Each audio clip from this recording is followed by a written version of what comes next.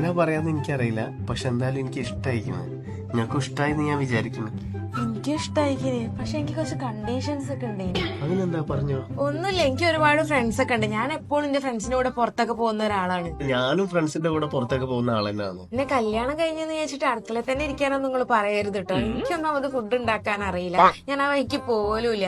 എനിക്ക് വേണമെങ്കിൽ നിങ്ങൾ ഉണ്ടാക്കി കഴിക്കാം. പിന്നെ എന്നെ കല്യാണം കഴിക്കാൻ ഫുഡ് ഉണ്ടാക്കാൻ വേണ്ടിട്ടൊന്നല്ലല്ലോ. അല്ലല്ല, പിന്നെ എനിക്ക് അങ്ങനെ പ്രത്യേകിച്ച് കണ്ടീഷൻസ് ഒന്നുമില്ല. പക്ഷെ ഞാൻ പണിക്ക് പോകല് കുറച്ച് കുറവാണ്.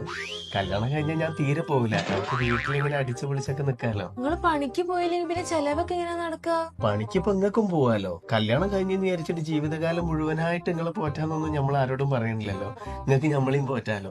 നിങ്ങൾ പോയി കൊണ്ടുവരാ, ഞാൻ വീട്ടില് പാചകങ്ങളൊക്കെ വെച്ച് അടിച്ചു പൊളിച്ച് നമുക്ക് ജീവിക്കാം. അപ്പൊ വീട്ടിൽ തന്നെ ഇരുന്ന ആൾക്കാർ എന്തെങ്കിലും പറയൂലേ?